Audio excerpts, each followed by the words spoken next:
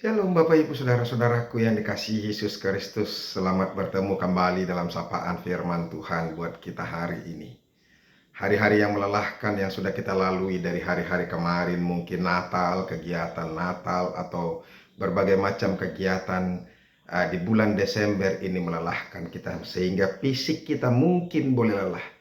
Tapi ingatlah, semangat orang-orang yang percaya, yang sudah dibebaskan oleh Tuhan, diselamatkan oleh Tuhan, tidak akan pernah lelah sampai bahkan tubuhnya sudah merosot pun, sama seperti Rasul Paulus, sekalipun tubuhnya sudah semakin merosot, tapi kalau semangat rohaninya, imannya terus berkobar-kobar. Dan oleh karena itu hari ini kita tetap masih mendengarkan firman Tuhan yang menjadi kekuatan, menjadi penghiburan, menjadi peneguhan kepada kita. Amin. Firman Tuhan yang menjadi renungan buat kita hari ini yaitu yang terambil dari Ulangan pasal yang ke-32 ayat yang ke-10a. Tapi saya mau bacakan itu secara keseluruhan ayat 10. Tapi sebelumnya marilah terlebih dulu kita berdoa. Kasih karunia dan damai sejahtera dari Allah Bapa dan dari anaknya Tuhan Yesus Kristus itulah yang menyertai hati dan pikiranmu sekalian. Amin. Ulangan 32 ayat yang ke-10a. Didapatinya dia di suatu negeri, di padang gurun, di tengah-tengah ketandusan dan auman padang belantara. Dikelilinginya dia dan diawasinya, dijaganya sebagai biji matanya. Demikianlah firman Tuhan. Bapak Ibu Saudara-saudaraku yang dikasihi Yesus Kristus dan diberkati Tuhan, Tuhan sangat-sangat mencintai umatnya, yaitu bangsa Israel. Dia tidak akan pernah membiarkan umatnya bangsa Israel terus mengalami pergumulan, mengalami penderitaan. Kalaupun kadangkala Tuhan mengizinkan mereka mengalami pergumulan atau hukuman karena dosa-dosanya, tetapi kasih Tuhan tetap terus berulang-ulang dan kembali kepada bangsa Israel. Makanya kalau di ayat 9 sebelum firman Tuhan ini dikatakan, tetapi bagian Tuhan ialah umatnya. Yakub ialah milik yang ditetapkan baginya. Jadi bagian Tuhan itu sudah hanya untuk Israel saja. Israel itu hanya bagian Tuhan saja, tidak ada yang lain. Ya, jadi artinya kalau sudah disampaikan bahwa bagian Tuhan itu umat Israel, artinya segala sesuatu hanya untuk Israel. Tetapi saudara-saudara, kita harus ingat bahwa kitalah sekarang Israel yang baru. Bukan berarti umat Israel tidak dikasihinya lagi, tidak. Umat Israel yang mencintai Tuhan, yang percaya kepada Yesus Kristus tetap menjadi umat pilihan baginya. Dan dia tetap mengasihi mereka.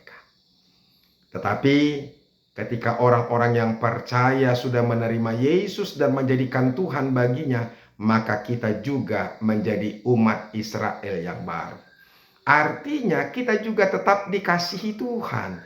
Tuhan sangat-sangat mencintai kita. Makanya hari ini firman Tuhan ini mau dikatakan di tengah-tengah situasi yang sulit pun, di tengah-tengah padang belantara, di tengah-tengah auman binatang. Makanya dikatakan didapatinya dia di suatu negeri. Didapatinya dia di suatu negeri. Artinya Israel itu, Yakub itu terus dijumpai oleh Tuhan. Terus Tuhan mencari dia untuk menjaga, memberkati, melindungi dia. Dikatakan di sini di padang gurun, di tengah-tengah ketandusan dan di auman padang belantara. Artinya padang gurun dan padang belantara di tengah-tengah binatang itu adalah situasi yang yang mengerikan, ancaman begitu banyak, ya.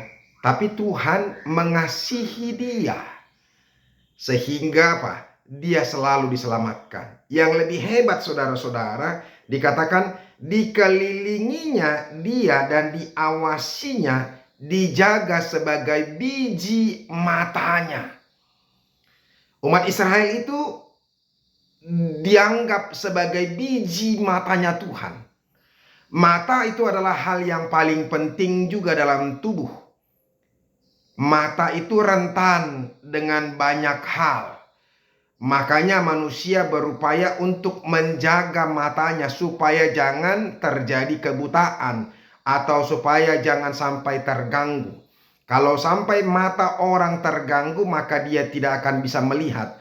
Kalau orang sampai buta, maka hidupnya juga akan mengalami pergumulan yang begitu berat, bahkan mungkin penderitaan.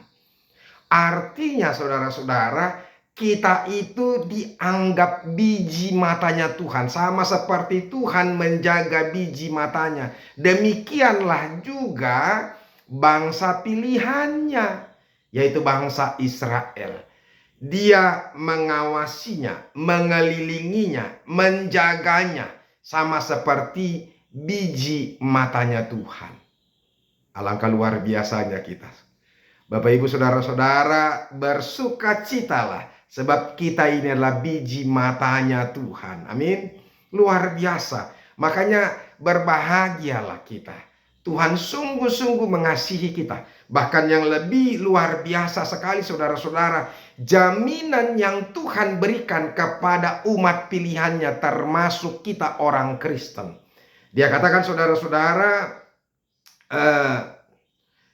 di ayat Zakaria pasal yang kedua, ayat yang ke-8 dikatakan, sebab beginilah firman Tuhan semesta alam yang dalam kemuliaannya telah mengutus aku mengenai bangsa-bangsa yang telah menjara kamu. Ini, ayat ini.